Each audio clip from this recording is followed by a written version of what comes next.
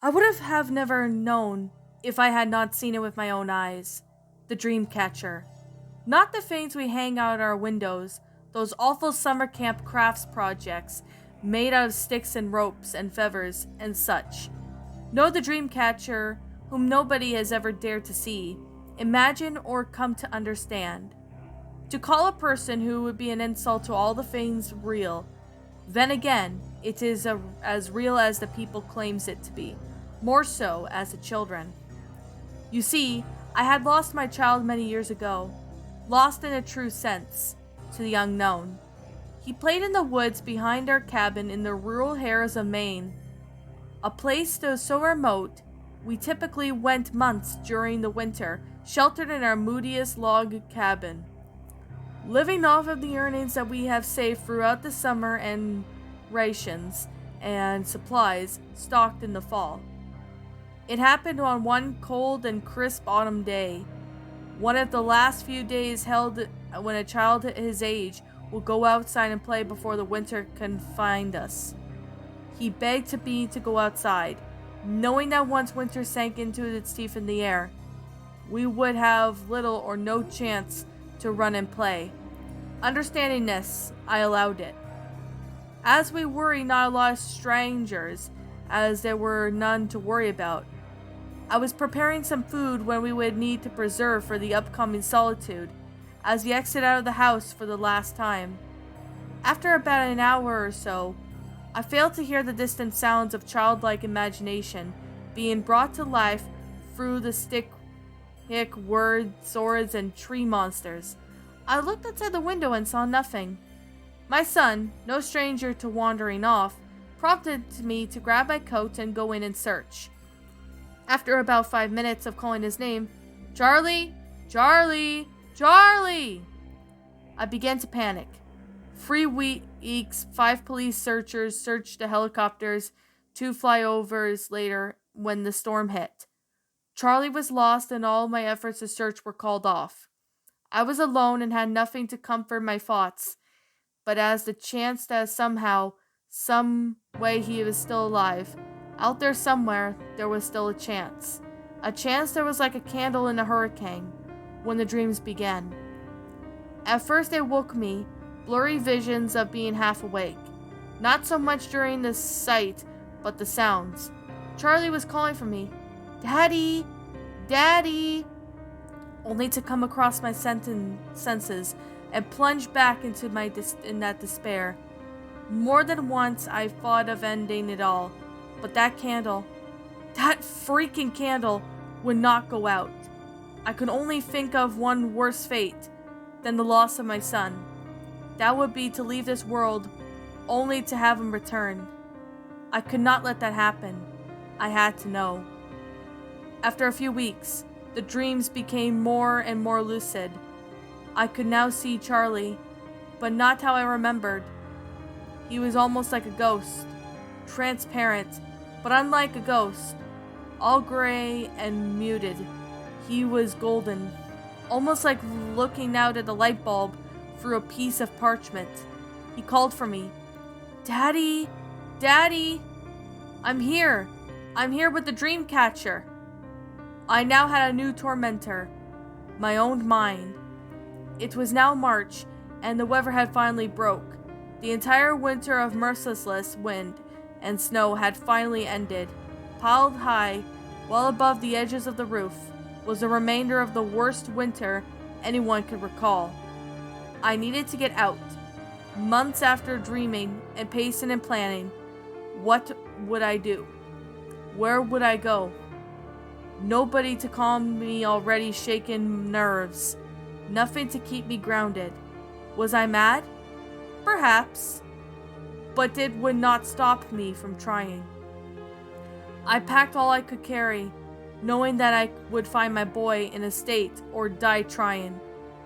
The first day's trek carried me deep into the woods. I spent a good week, or what seemed like it, wandering further into the unknown. I had no sense of direction or cared for it. Anyway, after all, I was searching for something that had no location. Each gust of wind brought me up to a new direction. I thought I could hear a faint whisper, "Daddy, I'm here. Daddy, I'm here." Was it all real? Or was it just a cruel restude of my dreams? At this point, I cared not. I had nothing left to lose. Then I saw it. Or more so, him, my son. Not the boy I had known growing up all those years, running and playing and full of life.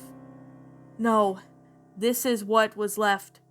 Hung between two trees by hands and feet were the skin of my child, pulled taut and hardened by the cold, blustery winter. As I approached it, the sun shone behind from creating the warmest glow I have ever seen, fiery gold piercing through the holes as they were his eyes, his nose, and mouth. I stumbled into void of all the energy to face him. As I wept, knowing he was gone, and the cruelest way, a gentle breeze blew from the direction of the sun behind him. His hide softened and burrowed in the breeze, filling his empty shell with form, the wind whispering through his mouth, "Daddy, I'm here. I'm here with the dream catcher." And that, my little pretties, was Dreamcatcher, a creepypasta written by Jschneeky or something. I can't say the person's the author's name. My final thoughts on this story. Okay. I actually did find this one to be a good story, but the ending was pretty sad. Like, I'm not even joking. The ending of this story, I'm not gonna lie, was really sad. Especially with, the protagonist's son ends up dying. It's really unfortunate because I remember I did end up seeing this story on Creepypasta's channel, as well as a few other channels. When I saw a couple of these, I honestly thought that, it was a pretty interesting story. I didn't think it was a bad story. I thought it was, pretty neat and original. I mean, I do find this story to be a short. Like, this one took me at least 6 minutes to read. Now, I have to say, I do like the concept of this story. It's a beautiful, well made story. And I also do like stuff such as the good grammar, the sentence structuring, the storyline, basically how everything went out. I honestly do find this story to be, rather amazing for what this is. I also do like how well the story did pretty good in a sense, if you get what I mean. I do find that, it's a pretty not really a scary story per se, but I do find it to be quite sad at the end, seeing that the protagonist lost his one and only son. I mean, that's very unfortunate, but I still find this story to be, rather good, and it's always has a really good concept for what this one really is. I definitely have to say, this story was flat out awesome. I do think it's really good. I do like the concept of how it all went out. I honestly still find this story to be, rather good in my opinion. A pretty damn good story, definitely well made, and I definitely have to definitely say it's really, really well made. So I do have to say, um, I could definitely suggest if I had one thing to say about this story would have to be maybe if the story was probably a little bit longer, maybe have an explanation as to what killed the son, because if that was the case, that would definitely help out with the story a lot more, in a sense, that is. But yet again that's just my but that's just what I think personally. I mean, you guys might have your own opinion, you guys may not, but yet again, I mean, it's just my opinion. I mean, I found this story to be pretty amazing for what this one is, and enjoyable too. I recommend you guys check it out if you guys haven't. You will really like this story. So, anyways, with that being said, and with that being the case, yeah, I mean, if I have to make a suggestion, maybe the story could expand a little bit more. But yet again, I'm not really sure. But it's an older story, so Yeah, I never really heard of this story until I heard Creepypasta narrate it, so that's how I found out. Anyway, so that being said, with that being the case, what did you guys think about this? Oh yeah, wait a second. Like I'm gonna say, this is simply my own personal opinion. If you happen to disagree with me, that's fine too. We're all entitled to our own opinions regards to these creepypastas, and this is simply my own personal thoughts. My final rating of this story would have to be a. I'm gonna give this one a 9 out of 10. Mainly because of how beautiful, well made this is, and it's a pretty good original story. But the only thing I would suggest is maybe the story could be expanded a little bit more, just to maybe give an explanation as to why about what actually happened and why it happened to be the case. Like, what I'm sitting here and saying is that I do wish that there was a little bit more expanded of, what killed the son. Like, I have a feeling it could have been some monster or something, but yet again, who really knows? But yeah, you guys can leave me what your thoughts are on that in the comments below, because I like to hear your thoughts.